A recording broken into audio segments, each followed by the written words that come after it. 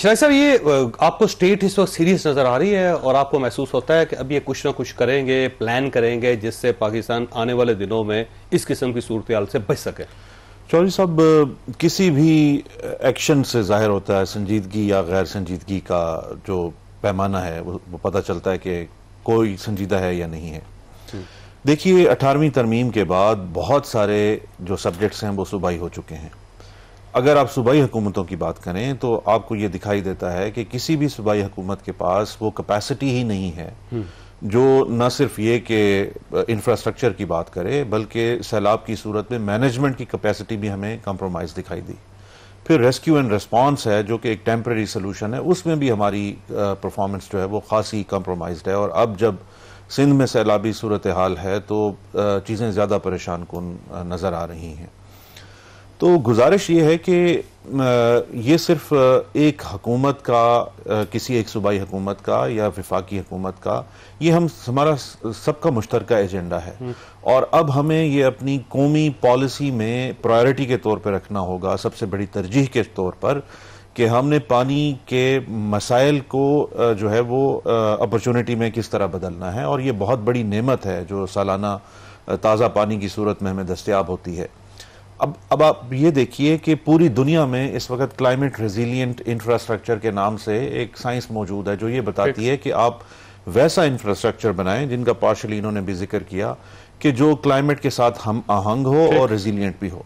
Climate resilient agriculture ہے، یعنی جب موسمی تغیرات کی وجہ سے آپ کی پانی کی یا بارشوں کی پریڈکٹیبلٹی یا موسموں کی کم ہو جاتی ہے، تو آپ ایسی فصلیں اگاتے ہیں جو اس کے ساتھ چل سکیں اور پیداوار دے سکیں۔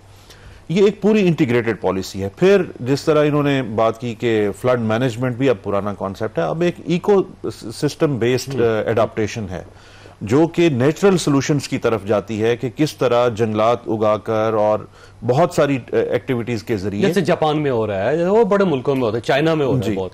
اچھا، ہمیں اس پورے انڈس ریور سسٹم کے حوالے سے وہ کرنا پڑے گا۔ پھر اس کا ایک لنک وہ بھی ہے جو ابھی ڈاکٹر حسن نے ذکر کیا، کہ ہمیں ایک قابل ٹیم رکھنی ہوگی جو نیشنلی اور انٹرنیشنلی اس کے اوپر تیاری کر سکے اور ہمارے ایڈوکیسی کر سکے انٹرنیشنلی۔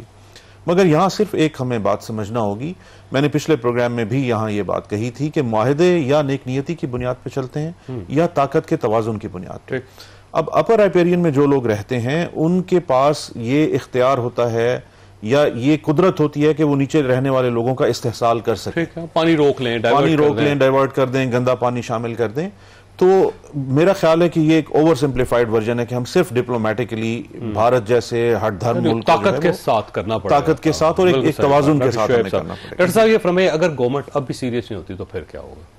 اس کے بعد پھر ہم اسی طرح ہی رہیں گے جی، جس طرح سے ہیں، کیونکہ وہ اللہ مالک کے اوپر تو ہمارا ملک شروع سے ہی چلتا ہوا آ رہا ہے نا۔ انجلینا جولی کی رپورٹ تو تھی نا، تو وہی رپورٹ پھر ہر دفعہ، ہاں بس وہی نا، کہ پھر وہ اللہ، انہوں نے کہا جی مسٹر مالک کون ہے نا، کہ جس کا ہر بار یہی کہتے ہیں کہ اللہ مالک ہے، تو ہمارا اللہ مالک تو ہے ہی ہے جس کے اوپر ہم نے چھوڑ دیا ہے۔ ہم آربیٹریشن کورٹ میں 2 دفعہ پہلے بھی گئے ہیں، لائر ہم نے بہت مہنگا ہائر کیا، لیکن اس کو جو سپورٹنگ ٹیم دی وہ یہاں سے سارے فرمائشی پروگرام پہ گئے تھے نا، جنہوں نے جا کے باہر کے دورے کرنے تھے، وہ گھوم پھر کے واپس آ گئے۔ ہم نے اس سے پہلے مسئلہ کشمیر کے اوپر بھی بڑی زبردست ڈپلومیٹک ایفرٹ کی، یہاں سے جناب پورے خاندان بیٹھ کے جہازوں میں گئے اور بچوں کو سیر کروا کے لے گئے۔ پچھلے دنوں ہم نے جاپان کا بھی ایک دورہ کیا پورا ایک ٹبر کے ساتھ نا۔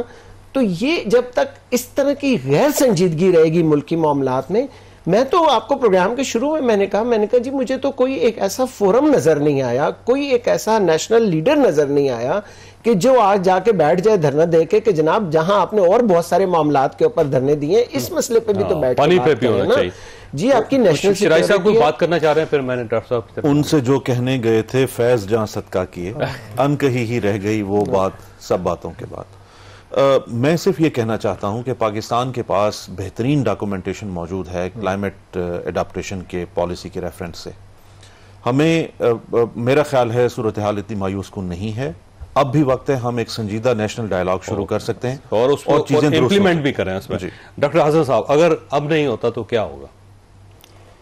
وہی ہوگا جو ہو رہا ہے، جیسے سمپل، اس سے زیادہ ہو جائے گا یا یہی ہوگا؟ نہیں، یہ مور اور لیس ایسے ہی چلے گا۔ یہ دیکھیں، یہ 2010 میں بھی یہی کچھ ہوا تھا، 22 میں بھی یہی کچھ ہوا تھا، اور لیکن بات یہ ہے کہ اب بھی جو اسپیشلی اس دفعہ جو میں دیکھ رہا ہوں پرسنلی کہ جو سوشل میڈیا کی وجہ سے چیزیں لوگوں تک پہنچ گئی ہیں اور اوپینین میکنگ چینج ہو رہی ہے. دیکھیے اس سے پہلے آپ کو 2010 کے فلڈ کی وہ فوٹیج نہیں ملتی جو آج ملتی ہے ہر جگہ سے, کیونکہ ہر بندے کے ہاتھ میں 2 کیمرے ہیں اور مووی کیمرے ہیں اور سوشل میڈیا ہے, انٹرنیٹ ہے.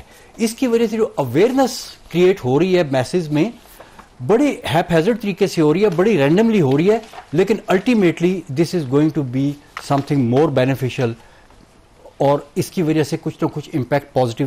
بہت اچھی بات ہے. خواجہ صاحب آپ نے گفتگو سنی, فیصلہ آپ نے خود کرنا ہے. اللہ تعالیٰ آپ اور آپ کے اہل خانہ کو ہر کسی مصیبت سے محفوظ رکھے. اللہ حافظ. اینڈ پاکستان زندہ باد.